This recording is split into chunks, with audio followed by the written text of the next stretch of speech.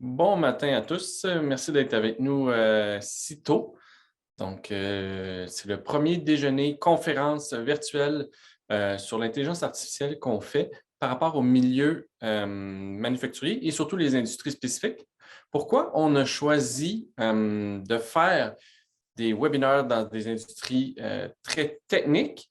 La simple raison est c'est que c'est très, très différent par type d'industrie, comment on peut appliquer le AI. Donc, dans notre cas, celui-ci, qui est le premier, qui est dans le milieu manufacturier, il y a quand même beaucoup de différences par rapport à d'autres industries et beaucoup d'hardware, des pièces de machinerie qui sont vraiment différentes d'une banque ou de l'industrie logicielle. Donc, aussi, c'est un endroit où est-ce qu'il y a plus de gains potentiels avec les prévisions des produits, les inventaires, la maintenance, la réduction de pertes et l'optimisation à plusieurs niveaux.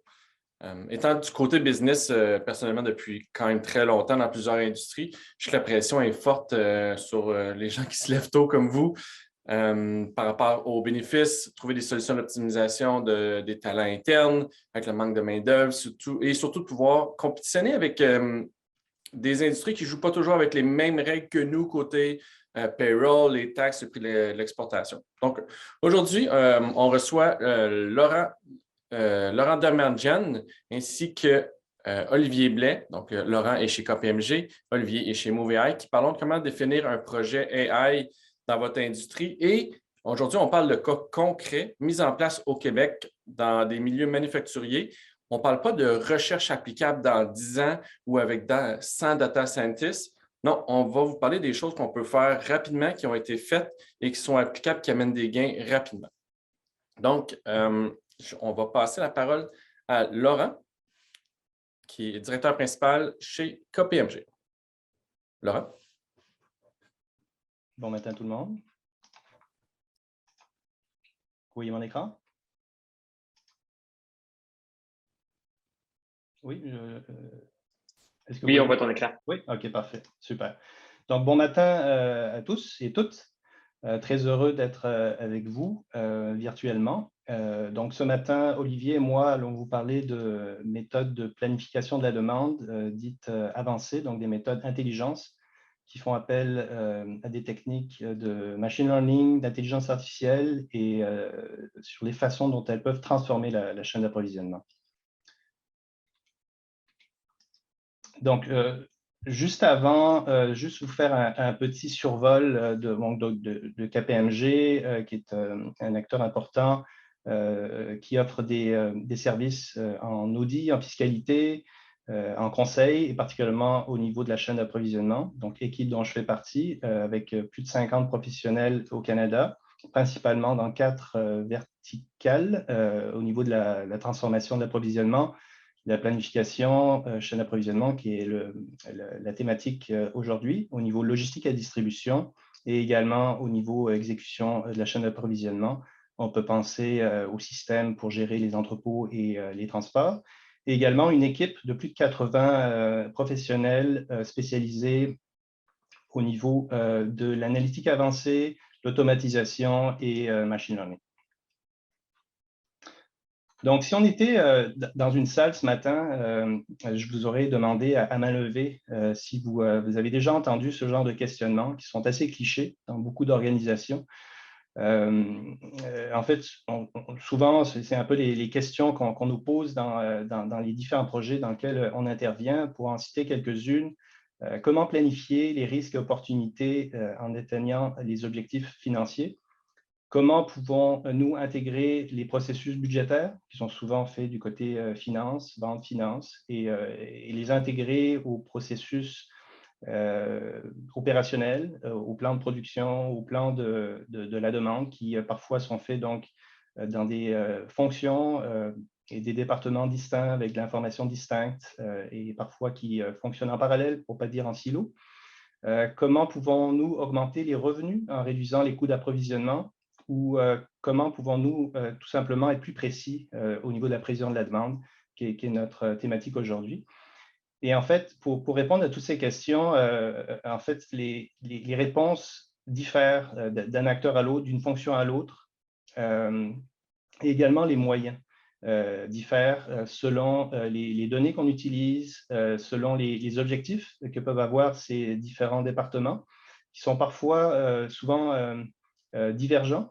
Donc, on peut penser à des fonctions finances qui ont souvent une préoccupation au niveau des inventaires, donc des turns, au niveau des jours d'inventaire.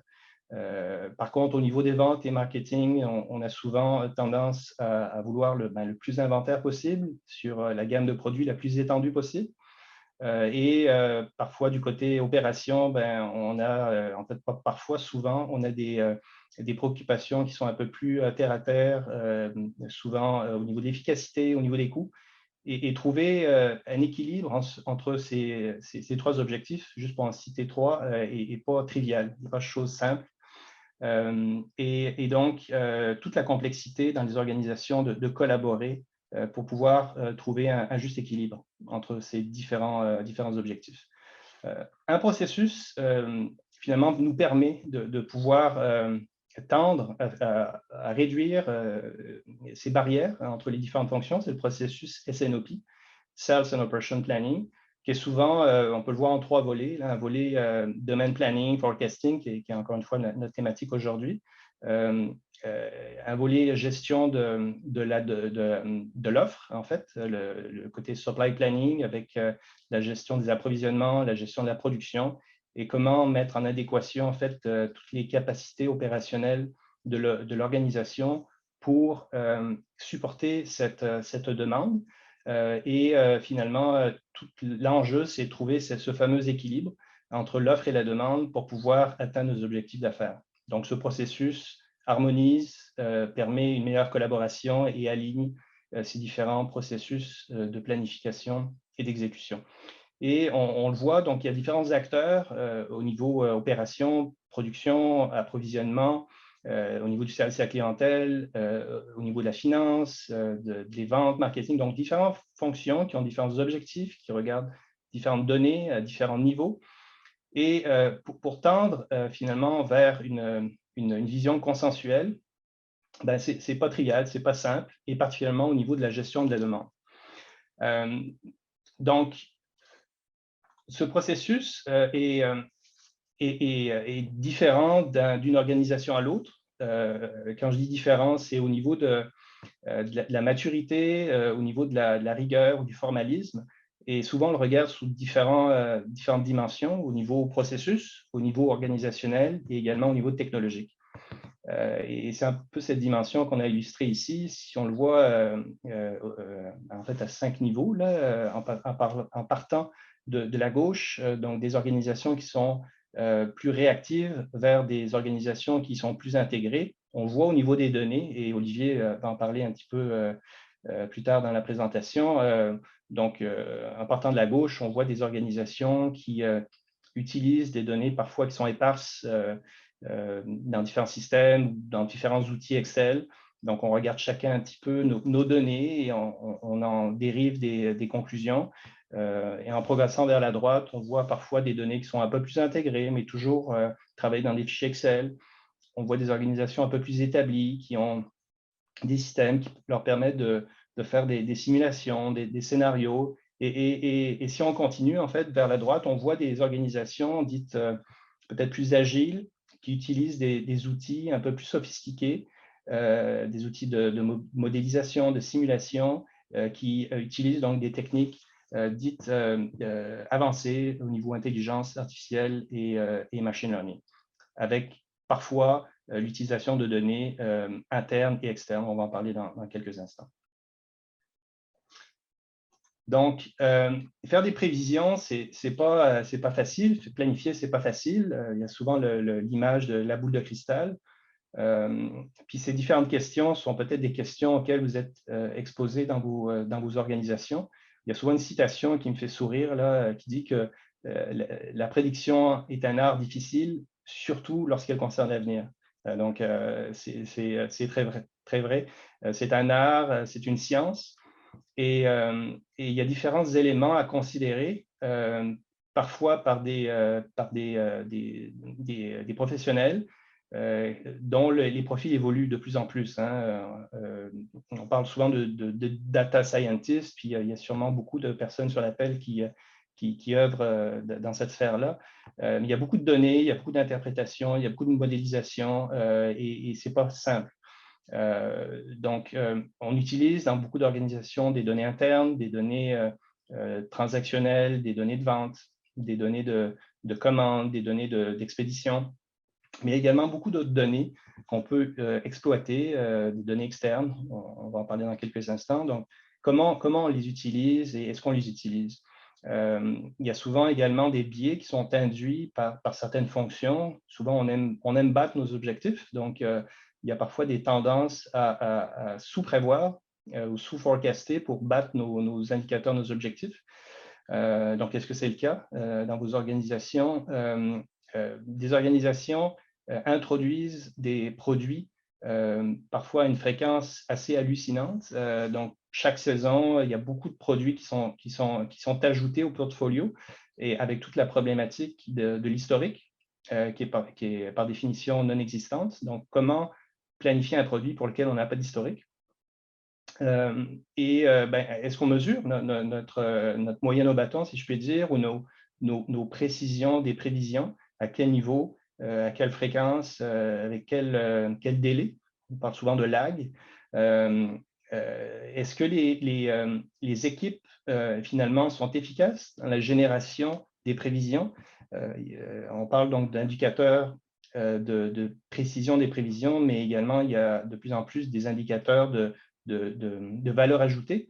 Est-ce que à chaque fois qu'on touche les données, à chaque fois qu'il y a un intervenant, est-ce qu'on ajoute, est-ce qu'on améliore ou on dégrade la solution? La solution étant la précision des prévisions. Il y a plusieurs méthodes, ascendantes, descendantes, top-down, bottom-up, middle-up. Et parfois, la réponse n'est pas unique. Parfois, c'est une combinaison de méthodes distinctes qui permettent finalement, selon les cas de figure, les secteurs, les produits, les clients, parfois c'est un amalgame de différentes fonctions, de différents modèles plutôt, qui peuvent être efficaces. Est-ce qu'on mesure les précisions des objectifs et le biais, je l'ai exposé également. Donc, ce n'est pas trivial.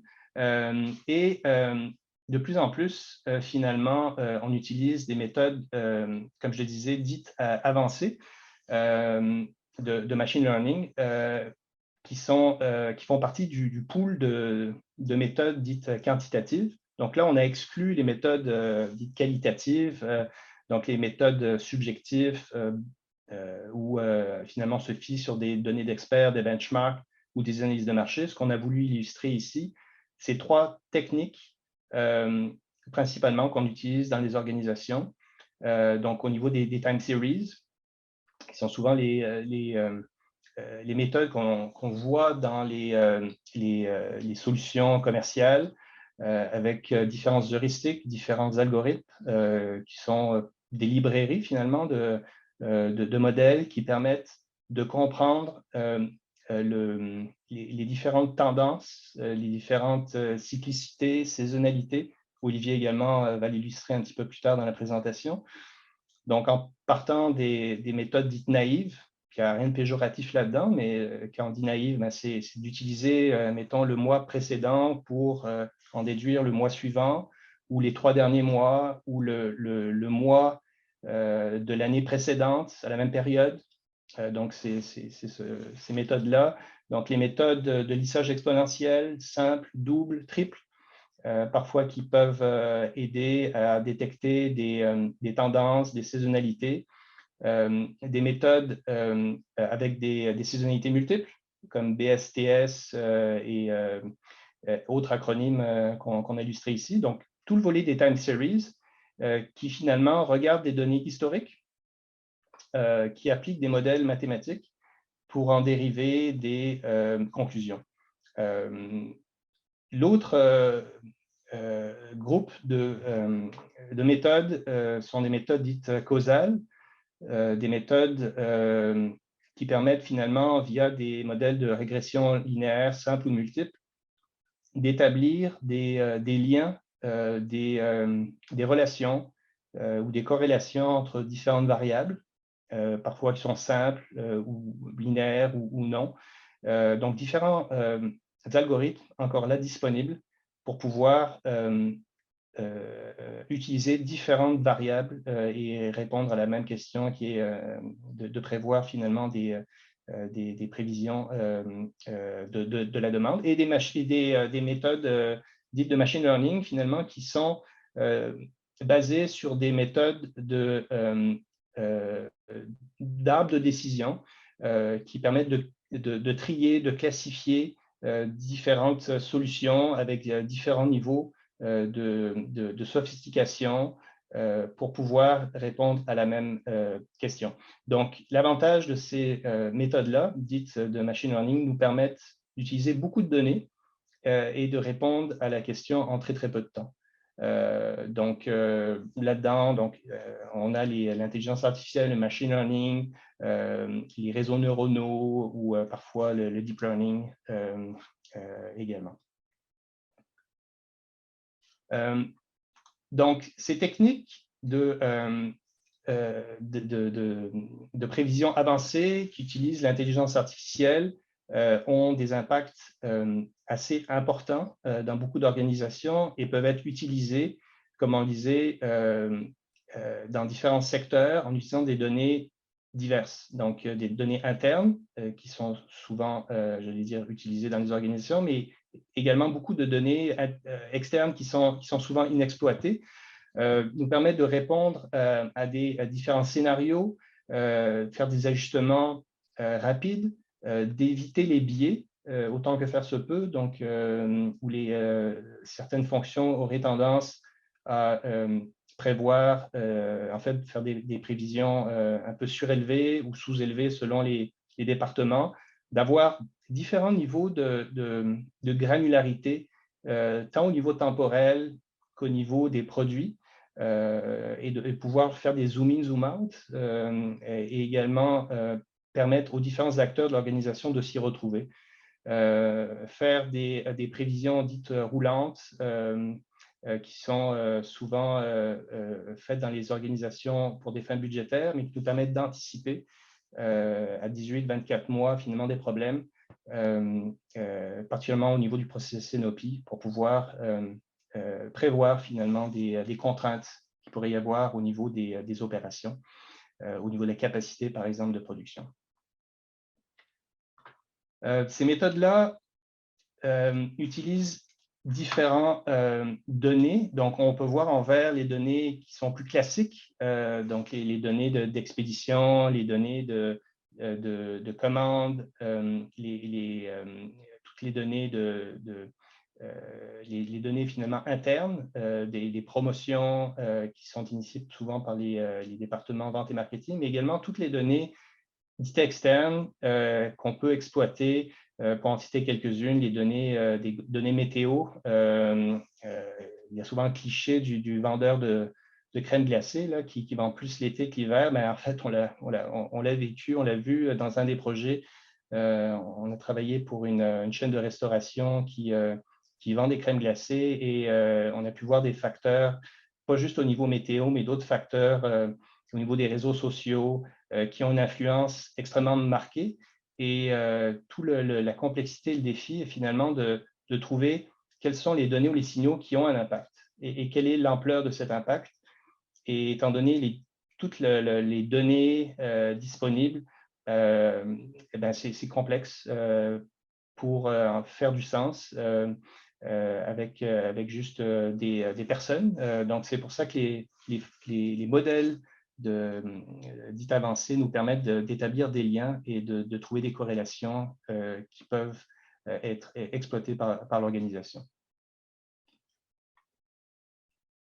Les bénéfices sont assez importants, en fait, principalement au niveau de la précision des prévisions. Il n'est pas rare de voir des organisations qui améliorent leurs prévisions dans le voisinage de 30 à 50%. Donc, c'est assez édifiant. Également, ces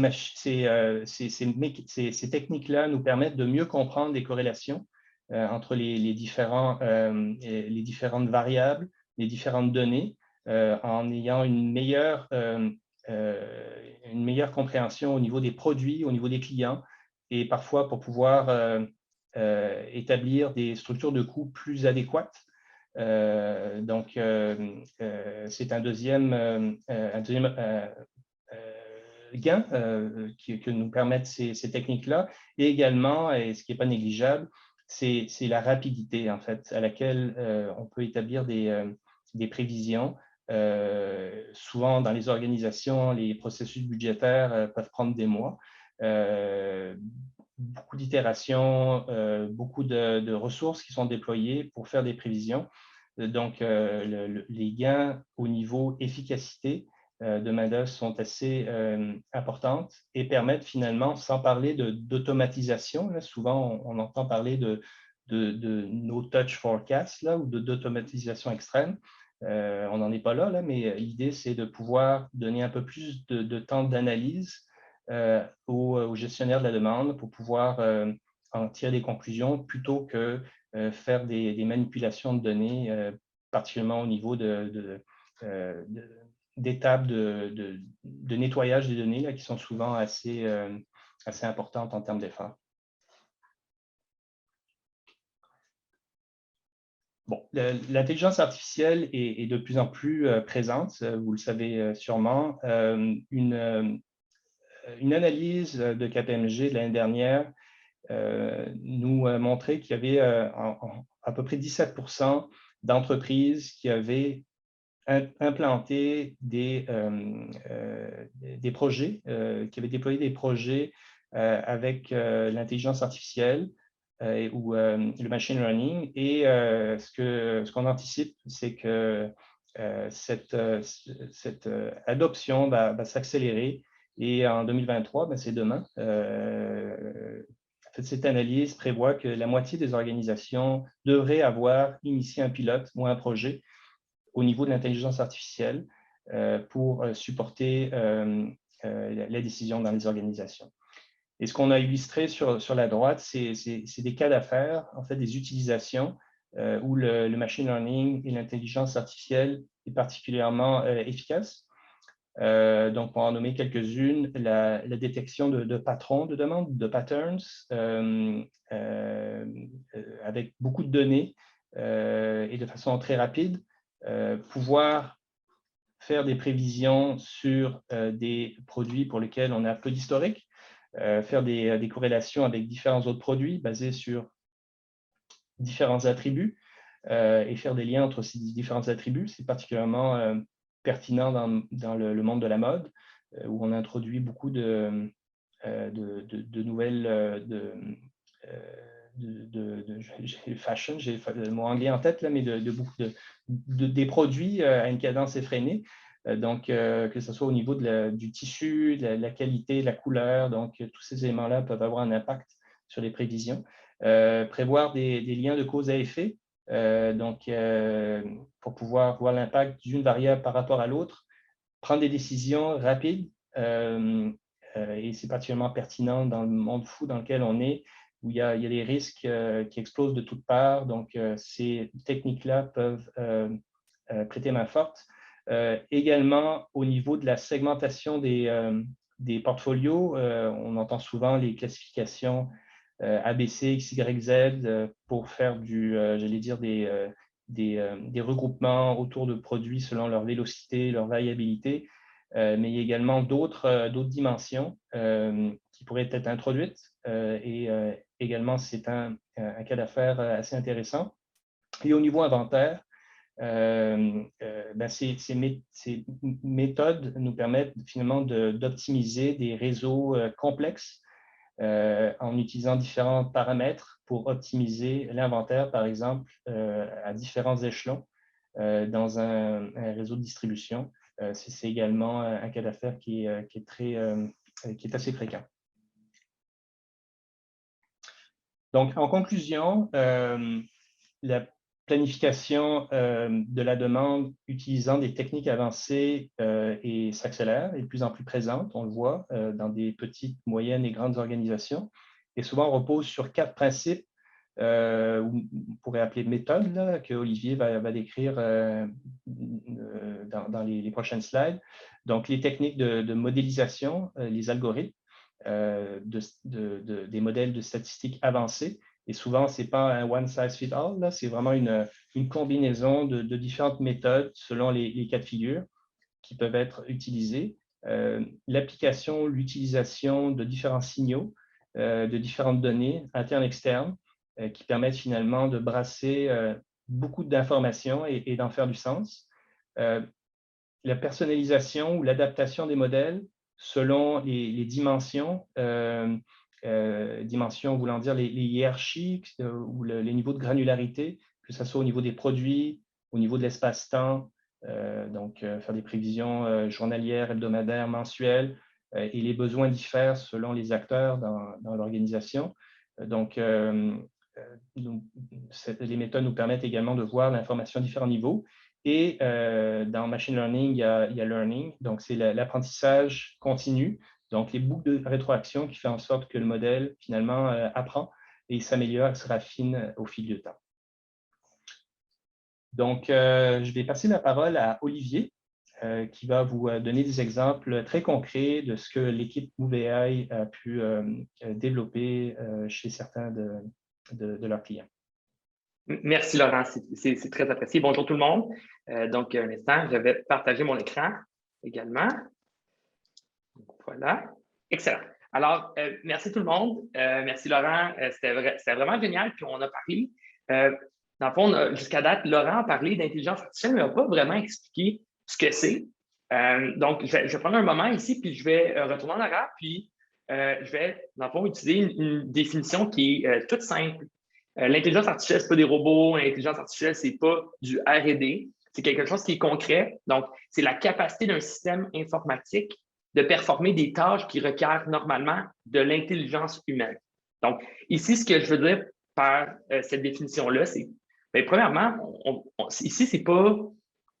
ce que Laurent a dit, c'est pas juste des techniques pour nous permettre d'analyser si c'est faisable. Vraiment, c'est possible de développer des solutions concrètes qui sont livrables. Et ça va être des solutions qui vont être dans le fond de type informatique. Donc, c'est de la technologie qu'on va pouvoir déployer dans des organisations, puis par la suite, intégrer dans des processus.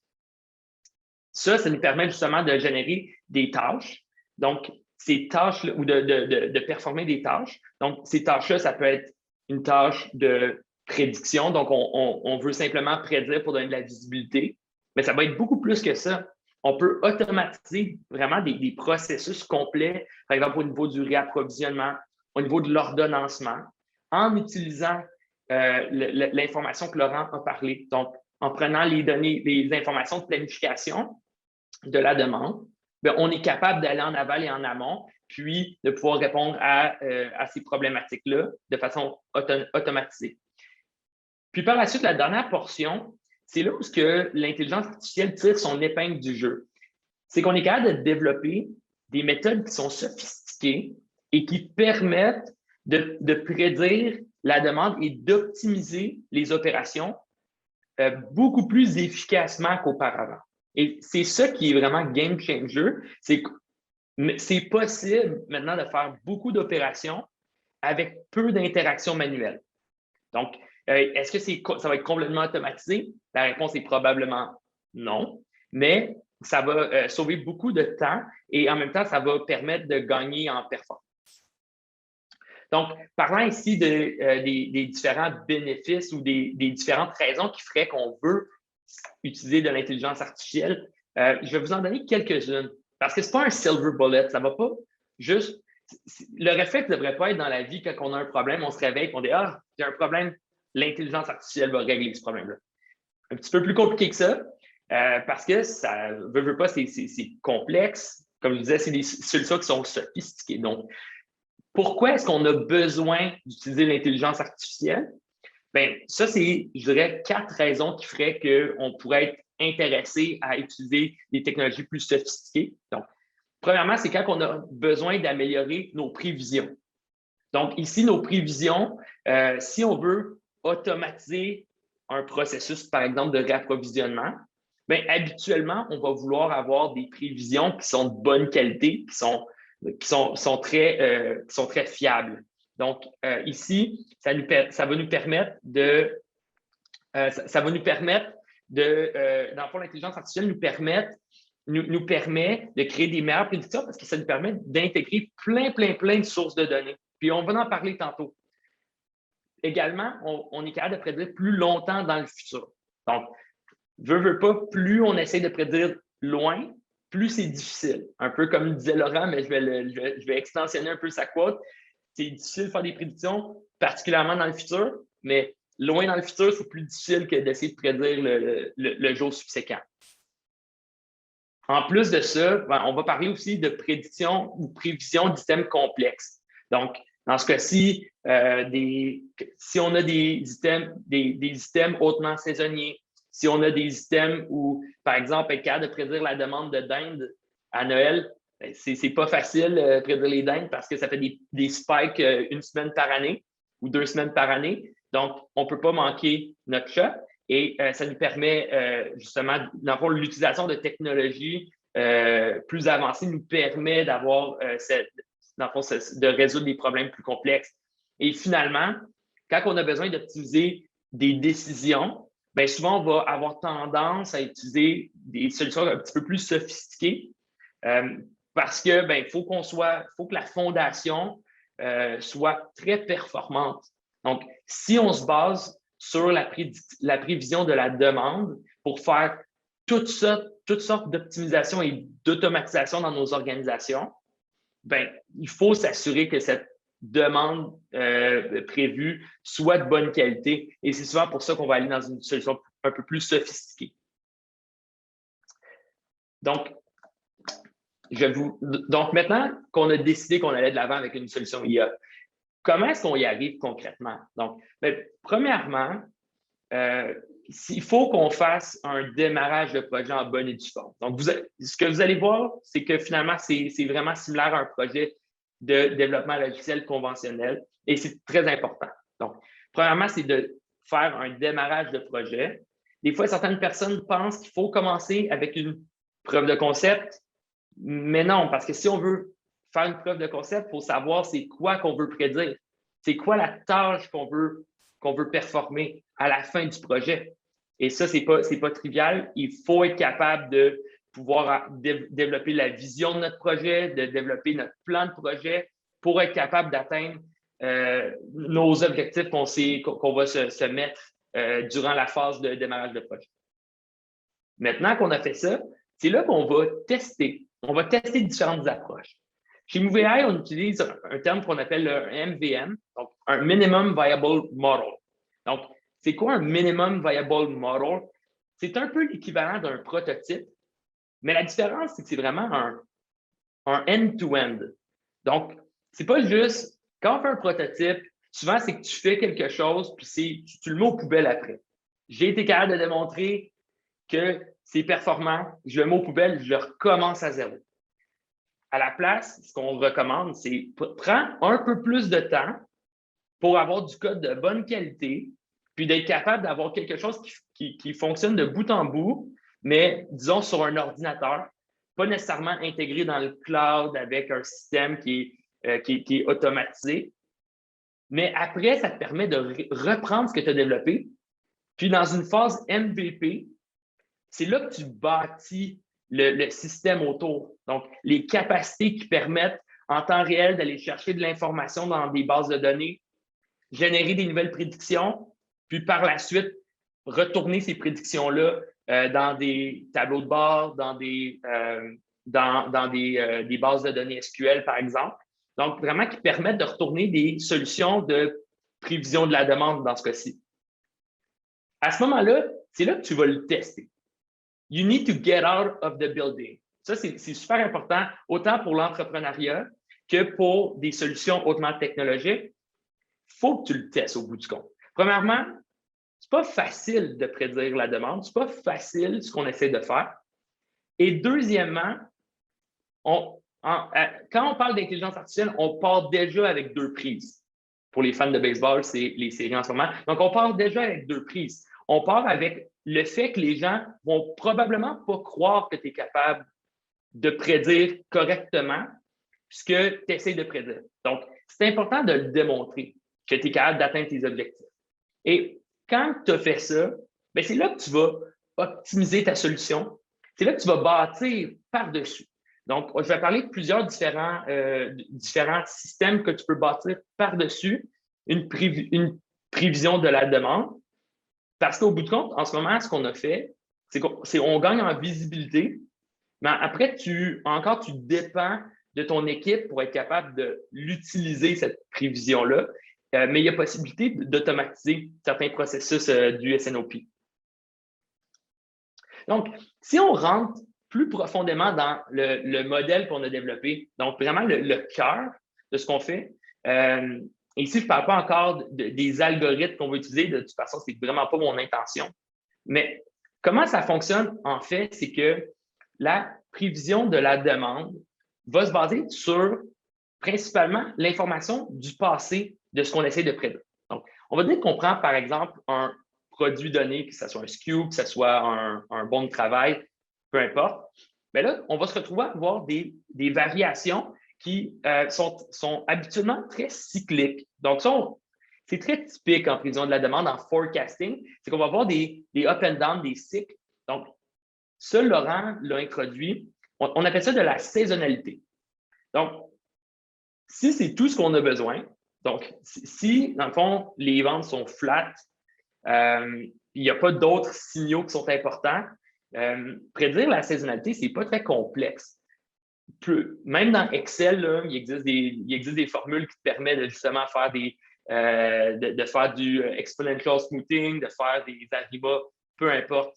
Donc, être capable de continuer ce cycle-là, puis de voir c'est où ça va nous amener. Mais ce n'est pas là où ce qu'on gagne avec l'intelligence artificielle. C'est parce qu'après ça, on va aussi parler de signaux additionnels. Donc, ici, on peut voir, dans le fond, même si tu as une courbe, une saisonnalité qui est très facile à comprendre, mais des fois, tu vas avoir des spikes. Soit que ça augmente, soit que ça diminue. Souvent aussi, ça va augmenter beaucoup, diminuer beaucoup. C'est là qu'on va vraiment pouvoir bénéficier de technologies un petit peu plus avancées. Je vais donner un exemple. Des promotions. Si je fais des promotions sur mon steak haché, les ventes vont exploser. Mais aussi, si je fais si je fais une promotion sur mon steak haché mi-maigre, les ventes vont tomber pour mon steak haché maigre. Donc, c'est de l'information qui n'est pas disponible quand tu fais juste regarder les ventes passées de ce SKU-là. Donc, c'est pour ça qu'on a besoin d'aller chercher des signaux qui sont additionnels. J'ai bien aimé la liste que Laurent a présentée parce que ça comprenait à peu près la grande majorité des signaux qu'on se retrouve à utiliser. En plus, juste pour ajouter à ça, chacune des sources d'informations qu'on va ajouter dans nos systèmes vont avoir des tendances qui vont être temporelles. Donc, heureusement, dans la vie, ce n'est pas tout le temps flat, nos choses. Donc, si vos ventes augmentent avec le temps, donc la tendance est positive, donc il faut être capable de prendre ça en considération. Mais aussi, peut-être que vous vous retrouvez à faire plus de promotions dans le temps, vous vous retrouvez à réduire vos prix. Donc, cette information-là doit aussi être prise en considération. Donc, ici, on se gratte la tête, ce n'est pas facile. Et c'est pour ça que les solutions d'intelligence artificielle se retrouvent à être de plus en plus la norme pour être capable de faire ce type de projet-là. Donc, ici, ce que maintenant je vais vous présenter, c'est vraiment qu'on est capable de tout mettre ça ensemble. Donc, on se retrouve à utiliser l'analyse du passé. Donc, par exemple, dans ce cas-ci, puis souvent ce que je recommande, puis ce que l'industrie recommande, ça va être une règle du pouce, prendre environ 3 ans de données, si possible, passées. Puis là, après, on peut se parler en question de quoi faire avec la COVID. On a des petites solutions pour vous, mais encore une fois, il n'y a rien il n'y a pas de silver bullet, il n'y a pas de solution miracle. Mais bref, on se retrouve à se baser sur le passé. Et là, après, soit qu'on le fait de façon manuelle ou il existe des algorithmes qui sont capables de le faire de façon automatisée, mais qui va identifier c'est quoi les données et c'est quoi les périodes dans les données qui sont pertinentes. Si je vais vous donner un exemple, c'est le temps des pommes présentement, mais la météo, il y a 4 mois, était excessivement importante pour savoir si en ce moment on aurait une bonne période des pommes ou pas. Parce que s'il y avait des gels au mois d'août, probablement qu'on n'aurait pratiquement plus des pommes en ce moment. Donc, ça devient, écoutez, ça devient un casse-tête. Et c'est pour ça qu'il existe, par exemple, avec du deep learning, avec des réseaux de neurones, on peut se retrouver à pouvoir automatiser cette identification-là. Par la suite, quand on a les bons signaux et les bonnes périodes identifiées, ben c'est là qu'on utilise un algorithme. Puis je trouve ça drôle d'utiliser l'algorithme parce que c'est complexe, c'est loadé comme mot. Mais au bout du compte, c'est quoi qu'un algorithme fait pour nous? L'algorithme identifie des tendances dans les données passées qui sont utiles pour prédire le futur. C'est tout, point. Par contre, plus on utilise une solution des algorithmes qui sont sophistiqués, plus ces tendances-là vont être efficaces puis vont être sophistiquées également. Et finalement, bien, quand on est capable de tout mettre ça en place, c'est là qu'on est capable de prédire pour les périodes futures. Donc, on va rentrer dans des cas d'usage. Mon premier cas d'usage que je vais vous parler, c'est pour une compagnie, c'est pour un fabricant de produits à la consommation. Ces produits-là sont hautement saisonniers. Donc, c'est pendant l'été, il y a un spike à un moment donné, puis là, après ça, bien, ça redescend très rapidement. Donc, cette compagnie-là a décidé de faire affaire avec MovAI parce que non seulement c'est très saisonnier, donc c'est pas facile de prédire. Si on manque cette fin de semaine-là ou ces 2-3 fins de semaine, ben on est cuit. Donc, on a été incapable de pouvoir fournir les points de vente avec suffisamment de produits pour rencontrer la demande. Donc, le projet était de pouvoir prédire la demande, mais dans le but de pouvoir faciliter le réapprovisionnement. Et les objectifs ici, c'était d'être capable de maximiser les ventes, mais aussi c'est parce que les points de vente pénalisent. Ici, on parle d'une centaine de points de vente. Donc, c'est pas simple de faire une analyse parce que c'est des centaines de points de vente et chaque point de vente qui vont se retrouver à avoir trop de stock, bien, vont se retrouver à pénaliser le fabricant parce qu'ils n'ont plus de place. Parce qu'il faut qu'on soit capable de s'assurer que ces points de vente ne soient pas pris avec de l'inventaire. Donc, vraiment, d'être capable d'optimiser l'inventaire au maximum pour maximiser les ventes. Donc, ce qu'on a fait avec cette organisation-là, c'est que, premièrement, on a regardé l'information de l'inventaire de chacun des points de vente. On a aussi regardé l'information de tierces parties comme Google Trends pour être capable de voir c'est quoi les tendances sur le marché pour l'utilisation du produit. Parce que, comme je dis, c'est tellement saisonnier qu'il faut être capable de pouvoir anticiper quand que l'achat va être préconisé par les utilisateurs. Et finalement, on parle de choses saisonnières, on parle aussi d'activités extérieures. Donc, la température a fait un gros impact sur l'utilisation des produits. Donc, la météo était, bien entendu, vraiment importante. Donc, dans ce cas-ci, on va dire qu'on se retrouve à avoir une longue fin de semaine, on se retrouve à être dans les bons moments. Donc, les gens, ils s'intéressent à l'utilisation de ce produit-là. Et la météo est de notre côté.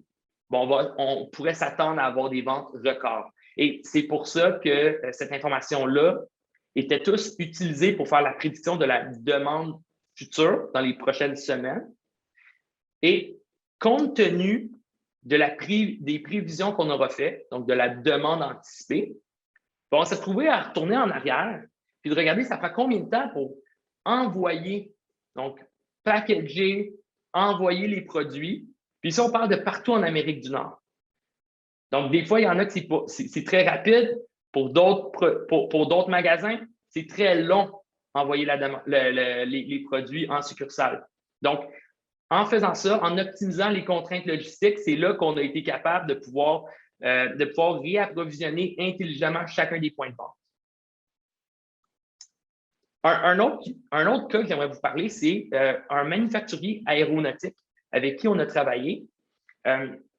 Juste pour vous expliquer un peu la réalité en aéronautique, il y a plusieurs avions qui sont en vol, en ce moment, je ne connais rien à personne, mais ces avions-là, ils sont en vol potentiellement entre 50 et 100 ans.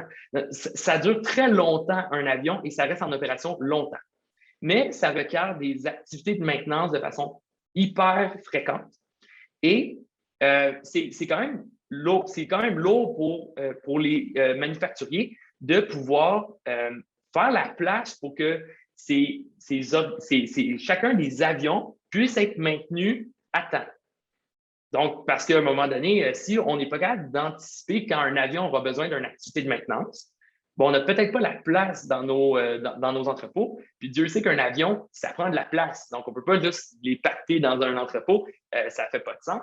Puis non plus, on ne peut pas dire, regarde, laisse-moi ton avion, on se reparle dans 4 mois. Donc, il faut que ça soit fait rapidement. Et la visibilité est un prérequis.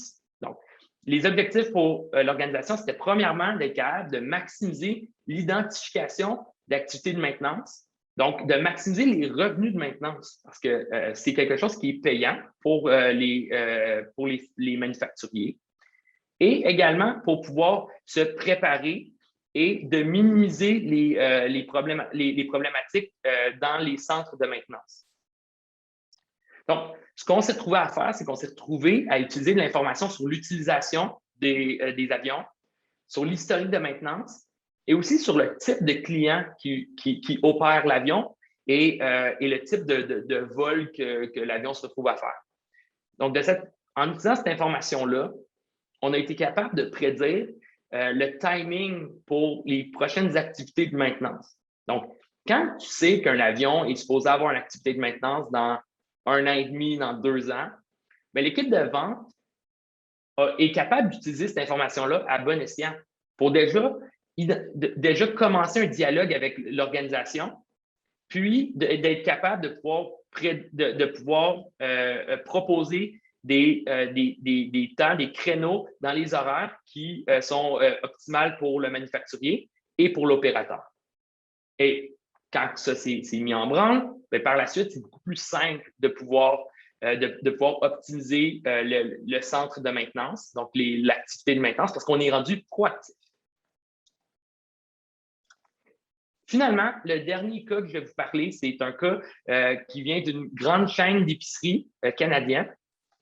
Et ce qu'on a fait avec eux, c'est qu'on a été capable de prédire la demande pour les produits périssables. Parce que les produits périssables, puis encore une fois, je n'apprends rien à personne, il y a beaucoup de choses je pense qu'on comprend tous, mais c'est que des produits périssables, ça ne dure pas très longtemps sur les étagères. Donc, si on voit des tomates, ces tomates-là, bien là, déjà, on en voit une coupe qui ne sont pas très belles. Donc, plus tu attends parce que tu n'es pas capable parce que tu as mal prédit la demande, donc la demande de tomates est moindre que ce qu'on anticipait, bien, cette tomate-là, bien, elle va moisir, puis bien, ça va causer beaucoup de gaspillage. Donc, comme un peu l'a mentionné Laurent, souvent les magasins se retrouvaient, les épiceries se retrouvaient à sous-estimer leurs demandes. Donc, pour éviter le gaspillage, bien, on va juste commander moins de stock, comme ça, bien, on va tout vendre. Mais je suis sûr que c'est arrivé à tout le monde, moi, ça m'arrive souvent. Le dimanche soir, quand tu vas à l'épicerie, ben, il n'y a plus rien dans les étagères parfois, puis ça, c'est très frustrant. Donc, nos objectifs ici, c'était de maximiser les revenus de vente tout en minimisant le gaspillage. Parce que le gaspillage, ça coûte très cher pour des épiceries. Alors, ce qu'on a fait, c'est qu'on a été chercher de l'information sur chacun des magasins. Chacun des magasins ont une demande qui va être différente. Donc, surtout quand on parle d'à travers le Canada, les tendances à la consommation sont différentes d'une place à l'autre, même à Montréal. Par exemple, près des écoles versus dans d'autres quartiers, on va se retrouver à avoir la demande qui va être complètement différente. De plus, on va regarder aussi l'historique des ventes, bien entendu.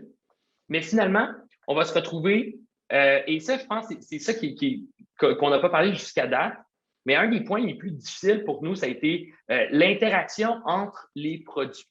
Donc, dans une épicerie, je l'ai dit tantôt, mais je le répète parce que c'est intéressant, si tu fais une promotion sur du steak haché mi-maigre, ben, tu vas avoir une augmentation des ventes pour ce produit-là.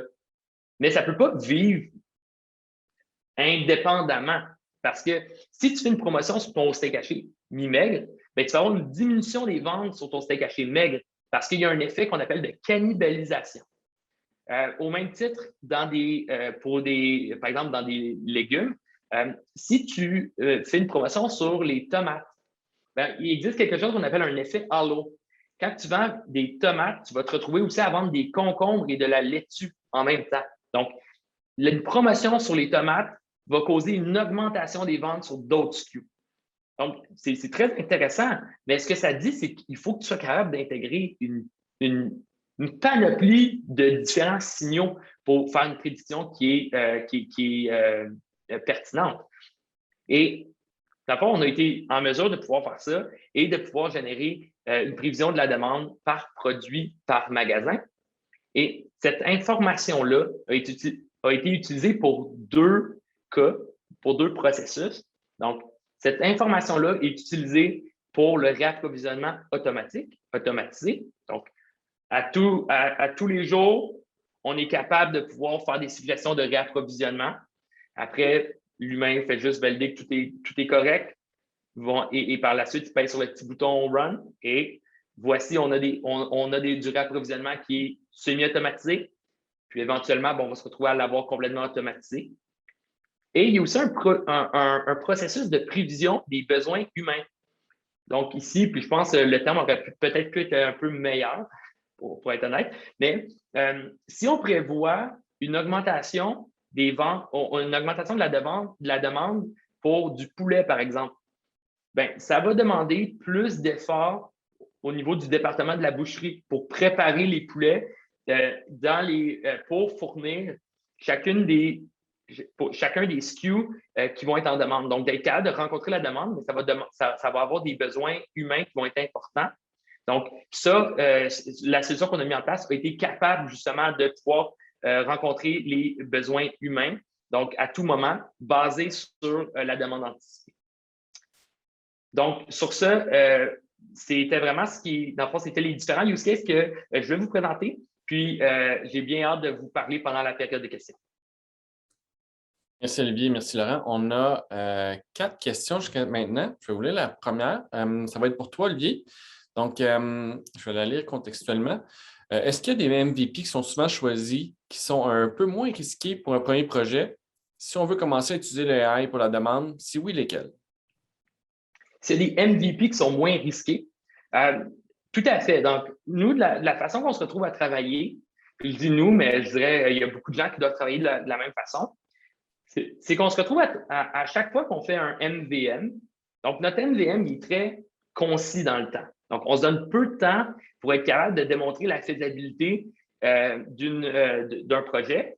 Puis, souvent, on va travailler sur des solutions. Dans l'MVM, on va se retrouver à travailler sur 2 à 3 solutions. Donc, on va commencer avec une solution qui va être plus simple, une autre solution qui va être un peu moins simple. Dans le fond, on va y aller au fur et à mesure jusqu'à temps qu'on obtienne une performance qui est raisonnable. Et ça, ici, quand je parle de raisonnable, c'est raisonnable au point de vue des bénéfices d'affaires anticipés. Donc, ce que ça fait ici, c'est que vu qu'on y va graduellement, ben, on apprend au fur et à mesure, puis on est capable aussi de stopper parce qu'on obtient des résultats qu'on est content de ces résultats-là. Donc, on va de l'avant avec cette solution et en deuxième lieu, on pourrait revenir, on pourrait la peaufiner, mais avoir une solution parfaite avant de l'avoir utilisée, c'est souvent inutile. C'est mieux d'avoir une solution qui est good enough, puis d'avoir de la gestion du changement. Les gens l'utilisent, voient les bénéfices, puis pendant ce temps-là, ben, si tu as besoin d'améliorer cette solution-là, ben, tu l'améliores en deuxième lieu. Merci. La deuxième question, c'est pour Laurent. Dans quelle mesure l'AI peut s'implanter simplement dans notre chaîne d'approvisionnement avec des tonnes de moving parts et comment mitiger les risques d'un tel projet sur l'entièreté de la chaîne?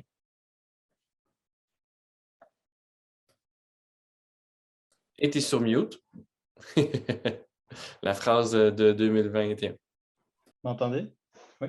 Oui. En fait, je reprendrai l'exemple du pilote. C'est certain qu'il y a beaucoup de potentiel pour implanter le AI, ne serait-ce qu'au niveau de la gestion de la demande. Donc, j'aurais tendance à y aller par étapes. en utilisant peut-être des catégories de produits particulières.